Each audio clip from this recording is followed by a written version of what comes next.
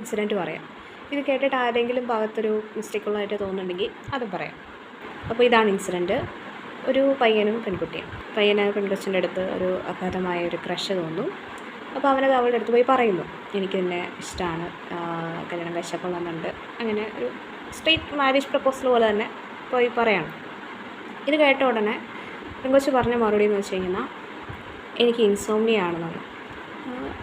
Okay, സംഭവം മനസ്സിലായി, അവന് പിടി കിട്ടി എന്താണ് ഈ ഇൻസോംനിയ, എന്തുകൊണ്ടാണ്, കാര്യങ്ങൾ എല്ലാം മനസ്സിലായി. അവൻ പറഞ്ഞു ഓക്കെ, ഞാൻ വെയിറ്റ് ചെയ്യാം, ഇപ്പോൾ നല്ലൊരു ഫ്രണ്ടായിട്ട് എന്ന് ഇതിൻ്റെ ഈ പ്രശ്നങ്ങളൊക്കെ മാറി നീ എപ്പോൾ ഒരു ഫാമിലി ലൈഫിലേക്ക് റെഡി ആവുന്നു അതുവരെ ഞാൻ വെയിറ്റ് ചെയ്യാം, അതുകൊണ്ട് ഇപ്പം ഞാൻ ഫ്രണ്ടായിട്ട് നിൽക്കാം എന്ന് പറഞ്ഞു.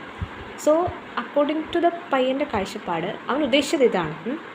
അതായത് ആ സമയത്ത് അവളെ ഫോഴ്സ് ചെയ്തിട്ട് പറ്റത്തില്ല, ഇൻസോംനിയ ആണെങ്കിൽ എന്ത് തേങ്ങയാണെങ്കിലും ശരി, നീ എന്നെ ഇഷ്ടപ്പെട്ടേ പറ്റുള്ളൂ, കല്യാണം കഴിച്ചേ പറ്റുള്ളൂ എന്ന് ഫോഴ്സ് ചെയ്ത് കഴിയുന്ന ഡെഫിനറ്റ്ലി സ്വാതന്ത്ര്യത്തിൽ കൈ കടത്തുന്ന പോലെയാണല്ലോ.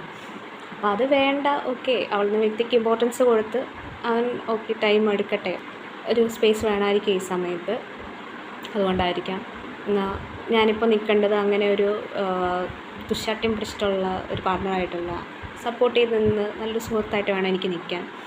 എങ്കിൽ മാത്രമേ എനിക്ക് അവളെ മനസ്സിലാക്കാനാണെങ്കിലും ഈ പറയുന്ന പോലെ അവളുടെ ആ ഒരു അസുഖം, അത് അസുഖമായിട്ടാണ് അവൻ കാണുന്നത്. അപ്പോൾ അത് പരിഹരിക്കാനാണെങ്കിലും സാധിക്കത്തുള്ളൂ. അതുകൊണ്ട് ഞാനിപ്പോൾ ഒരു റിലേഷൻഷിപ്പ് എന്ന് പറഞ്ഞ് കടുപ്പിടുത്തം പിടിക്കാൻ പാടില്ല എന്നാണ് അവൻ്റെ ഒരു ഐഡിയോളജി. അത് വെച്ചിട്ടാണ് അവൻ പറഞ്ഞത്. പക്ഷേ ഈ പറയുന്ന പെൺകൊച്ച് അതിനെ കണ്ടെന്ന് വെച്ച് കഴിഞ്ഞാൽ അവരുടെ കാഴ്ചപ്പാടിൽ ഈ പറയുന്ന ക്രഷ് ലൈക്ക് പ്രണയം അതുപോലുള്ള കാര്യങ്ങളൊക്കെ ടെസ്റ്റ് ചെയ്ത് മാത്രമേ അക്സെപ്റ്റ് ചെയ്യാൻ പാടുള്ളൂ.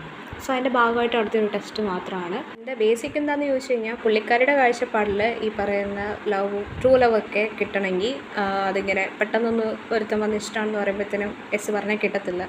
അതിങ്ങനെ നിരീക്ഷണങ്ങളിലൂടെ ഫിൽട്ടർ ചെയ്ത് മാത്രം കിട്ടുന്നൊരു സാധനമാണ്. സോ അങ്ങനെ ഒരു ഫിൽട്രേഷൻ്റെ ഒരു ഫസ്റ്റ് സ്റ്റേജാണ് പുള്ളിക്കാരി അവിടെ നടത്തിയത്.